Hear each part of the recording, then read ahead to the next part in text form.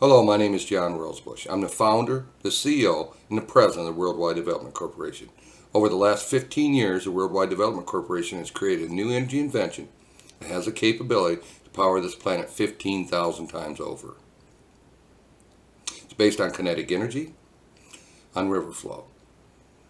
I decided to create this video today talking about Elon Musk's vision and Tesla versus the Worldwide Development Corporation. I believe that if we continue following Elon Musk's vision, it will lead humanity off a cliff. It will actually lead to the destruction of mankind. That's why it's critical at this point in juncture in time that I create this video to show the differences. Elon Musk has embraced solar energy. Solar energy is intermittent energy. What is intermittent energy? It means energy comes and goes. By the nature, the sun comes up and goes down. Wind is the same way. But solar energy is probably the worst example of energy generation in the world today. Many scientists and engineers believe we're better off without any of it, even if it was free.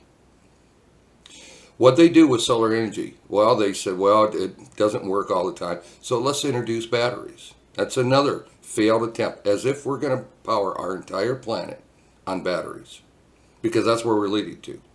I mean, if we think about it, we're powering our automobiles. Now we need it for our utilities. We need it for homes. It's out of hand. Modern batteries are made of lithium. Lithium deposits mostly are in Chile. And there's some in China, of course. But that's a rare earth material. So what is this technology leading to mine rare earth material?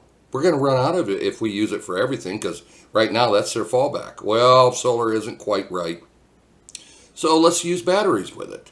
Wind isn't quite right, so let's use batteries with it. Versus the Worldwide Development Corporation's new energy invention is 24/7 energy, doesn't consume resources, and doesn't depend on the weather. It's 24/7. Now, people say, well, gosh, why haven't we heard about it? Well, you are now. And the Worldwide Development Corporation put up a United Nations challenge. So all the countries in the world are aware of the Worldwide Development Corporation. Actually, that challenge states that we should be able to generate energy for 5% of the cost of wind and solar. That sounds remarkable. Sounds like it can't be done. But the Worldwide Development Corporation has never asked for a penny. The only thing it's asking for is patent protection. We need large countries, and either that or the United Nations body itself, to enter into a partnership with us. So why do we want to protect the patents? So we can help poor countries and poor people and rebuild a middle class around the world. So we can create a fair and balanced world. Now, let's go into the next thing of the Tesla Corporation. Electric cars. Electric cars depend on batteries. We're back to the lithium argument. Now, the world's embracing them right now. And oh boy, we're going to get off gasoline and diesel. And we're going to use electric. And we're going to build a whole new infrastructure. And we're going to use rare earth materials. You know, in the past, we were very lucky when we built automobiles. We built automobiles out of steel. That's iron ore. The whole earth is made up of iron ore. Also, then, we used oil, which at that point was plentiful. But it's no longer plentiful. So now, all of a sudden, we want to use lithium, a rare earth material. Doesn't make sense whatsoever. So what makes sense to power our transportation fuels? Hydrogen combustible, not hydrogen fuel cell. Hydrogen fuel cell goes back to needing batteries, which goes back to lithium. But hydrogen combustible is similar to a natural gas conversion in a vehicle, except it runs off hydrogen. Why hydrogen? Because hydrogen is one of the most populated elements in the entire world. It's made of water. Now, why don't we do this in the past? Well, because, it's expensive to create hydrogen energy-wise. It takes a lot of electricity. You lose about 40-50% of the energy in electricity by converting it to hydrogen. But with this new energy invention, it's cheap. 5% of the cost of wind and solar. We can create all the hydrogen we would ever need. Now, the nice thing about hydrogen combustible is they have hydrogen fuel pumps that look very similar to a gasoline pump or a diesel pump. And it creates a hydrogen right at the time of fueling. So it makes it a very safe delivery system. And we'll never run out of it. So guess what? We don't have to make one transition and then another transition. It doesn't make sense. We can actually create a hydrogen combustible vehicles, and we know that technology and the materials will be around forever, for millions of years. Instead of being short-sighted about, we'll make a transition or be around for 50 years or until we run out of rare earth materials and then we don't know what to do. This new energy invention allows us to make that jump completely to a sustainable transportation vehicles that will last forever. Makes a lot of sense. The next thing that Elon Musk and Tesla's into is the vacuum, or their new mole where they run through the earth with these round containers, and they want to power it by vacuum. As if that's what's needed today. We have a world in disarray completely. Running out of food, running out of fresh water everywhere, and he wants to drill mole holes into the ground. And everybody jumps on board because it's Elon Musk. It's the most silliest thing I've ever heard of. He must have went to a bank teller and seen a vacuum tube go from the bank teller to the person and think, boy, that's a good idea. So what happens? The world jumps on that idea. That's how ridiculous Elon Musk and his futuristic view of where we should be headed in the world is. And yet we have people making him the richest person in the world. Does not make sense whatsoever. Now, the next thing, space program. He landed rockets. Oh boy, that's an engineering feat, and it really is. Good for Elon Musk. But now what's his mission? He wants to send a bunch of people on a one-way trip to Mars to die. Now, I think him and his family should be on that spaceship. Not to die, but that's how ridiculous this space program is right now. What should the world be doing? The world should be setting up an international worldwide space program. Maybe in Africa, buy 1,000,000 acres. Start studying gravity, because the trick to setting up a space program is being able to tackle the gravity. That's the big issue that everybody has. If we can tackle the gravity, we can have a interplanet species. But we must tackle gravity. That's the big downfall. How do we get past the gravity? How do we land a spaceship on Earth and then back to space and back to Earth and back to space and back to Earth? Once we figure that out, we can truly have an international mankind space program. But until then, we can't. So instead of worrying about landing rockets or going to Mars, we need to be doing our homework, doing our research. Now, there is all kinds of things that we can research for a space program. There's vibration technology, there's EM drive, there's plasma energy. There's all kinds of things that we need to do much, much more research. We can't do this with one private company or a couple private companies in a couple countries flying rockets into space. We actually need to do the homework. We need to do the research. And once mankind figures that out, maybe we will be intelligent enough to get to space. But until then, this whole thing is just, a joke. And yet it's all over the world, oh boy. Now we have other private individuals want to get into space. Well, let's do it responsible for a change. Let's set up a worldwide space program where all the engineers and all the scientists from around the world get together and do the research that's necessary to have a sustained space program where we really can become an interplanetary species responsibly, instead of a one-way trip to Mars, a death trap. Does not make any sense whatsoever. And people volunteering for it, well, that's great. Their name will go down in history as, truthfully, probably the most foolish people I've ever dreamed of in my life. But that's where we're at as a species.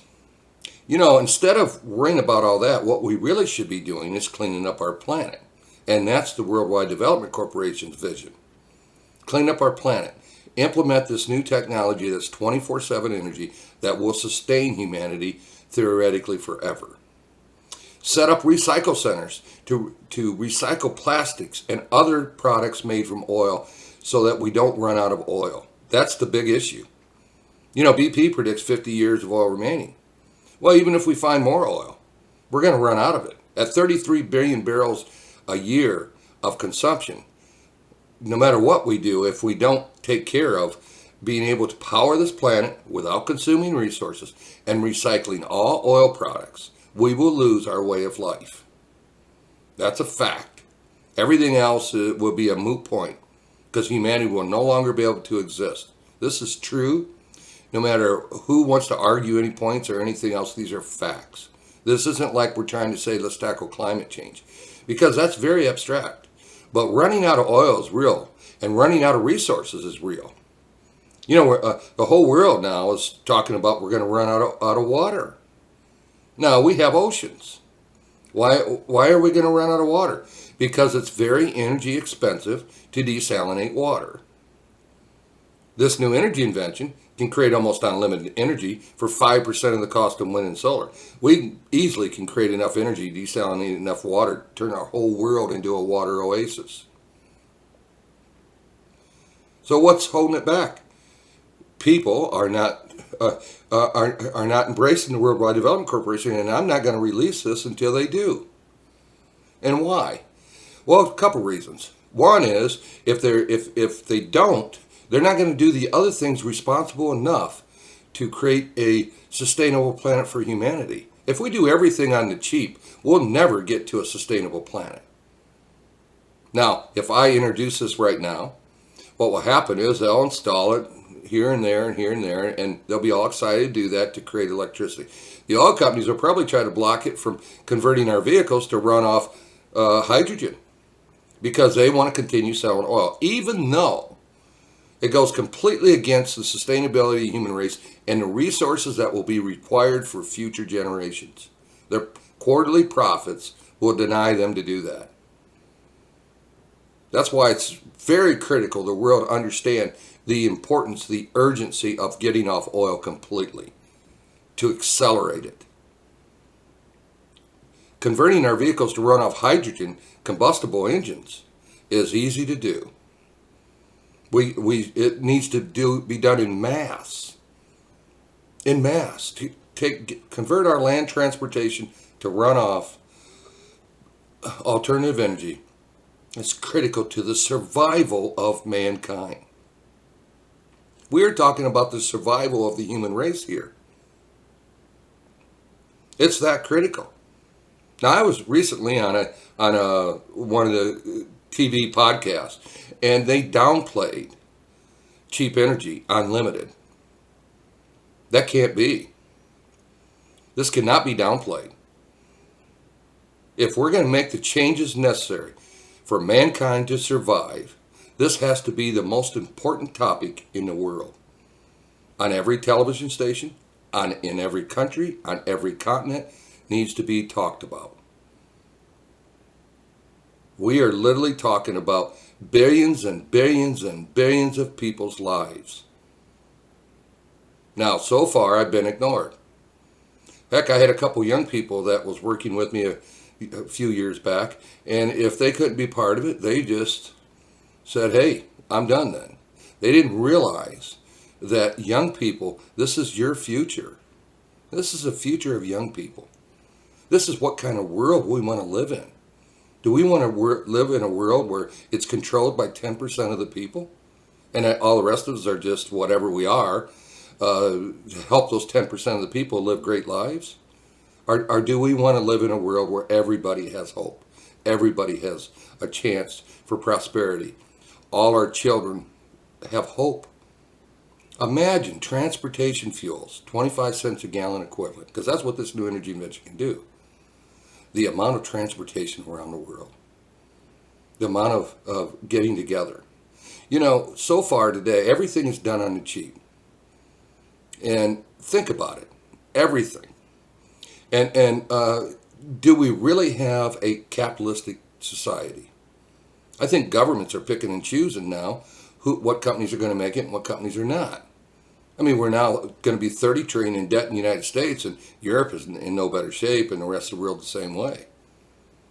And it looks like governments are choosing what companies make it, what companies don't. Elon Musk, we started out talking about him. Think about Elon Musk. He really hasn't made any money, yet he's the richest man in the world. Now, how much sense does that make? You know, he made some money in PayPal. Okay? Good for Elon. Then he turned around and started Tesla and built electric cars. Electric cars, actually the knowledge of electric cars was at the same time as gasoline and diesel vehicles. That technology existed that long. They just decided not to. They decided to go with gasoline and diesel. There was actually a big debate whether or not they was going to go with one or the other. So him building electric cars, the only thing he's done is put a fancy design on it. Chevy, heck, they had to vote, I don't know, 10, 15 years ago. And then bought them all and then destroyed them. So this technology's been around forever. The one thing he has done is land rockets. But that doesn't get us to space even. So become the richest man in the world. If that's the priorities that we're going to have, and that's the type of influence we want in the world's in trouble. And me bringing out this new energy invention is not going to change a thing. If that's what the world thinks about the scientists and engineers around the world, mankind's already destroyed itself. Nothing else is going to fix it. Now, if mankind actually wants to use some intelligence and talk about a new energy invention that can operate 24/7. Actually, I created a video not that long ago that talks about this new energy invention. We should be able to power this entire planet without any human intervention. None. And if you go out to my website, which is www.wdcpower.com, there's a video out there that explains that. Now, what happened in Texas here in the United States recently? That could never happen. It's actually impossible with this new energy invention. Now, we can have blackouts in little bitty districts where 1 gigawatt of electricity is consumed, but not even that because we overlap them. I would venture to say it's 99% impossible for that to happen. Not once every 10 years, maybe once every 200 years because we have some outages that we didn't expect. But that's about it. And that would be short-lived. This new energy invention is that powerful. And I'm talking about anywhere in the planet, not just Texas or whatever. And the idea that we're going through this and now it's costing us millions and millions of dollars and we have, forget the money, all these people suffering.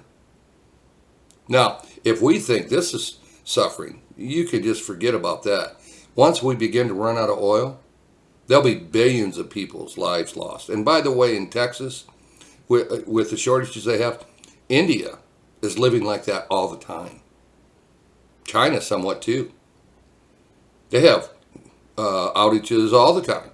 And even Europe now is starting to have them. So as we continue down this path of alternative energy with wind and solar, it's just going to be like Texas. Now, they don't want to blame wind and solar, and I don't blame them for the outages. But wind and solar will cause the outages as we continue to implement it more and more. Right now, only 6-8% of it from Texas is powered by wind and solar. But wait till there's 30 or 40%. Then we'll see the real problems, especially without backup. Because right now we pay coal plants for backup. We're afraid to get rid of them because intermittent energy isn't dependable, and it never will be. It's dependent on the weather. Heck, it's just as bad as Indians doing rain dances. That's how dependable it is. Doesn't make any sense again. You know, I wanted to create this because I saw Elon Musk as the most wealthiest person in the world, and I thought, how can that be? So I thought, well, I better create a video talking about our visions. His vision, solar energy, go to Mars, and build wormholes in the world. Now, if that's the vision that you want to live in going forward, fine. Worldwide Development Corporation's vision is to create a new energy invention that will power our planet even without human intervention. Recycle all oil products so that we have oil in the future for millions of years, or at least thousands, if not millions of years, create a worldwide space program that sets up the fundamentals to actually have a true space program and be able to send people up and back and forth into space and all over the universe. Now, you have a choice. You can either continue on with Elon Musk's vision, which that means that we won't be around very long. I can guarantee you that. Maybe 100 years at best before mankind has completely destroyed itself. Or you can go with the Worldwide Development Corporation vision and have a healthy, sustainable future for all of mankind. It's not my choice. I'm 65. I'm not going to survive forever. So, I have a few years left remaining on this planet. But guess what? If you're young, you got your whole future ahead of you. So it's up to you. I thank you for listening and have a great day.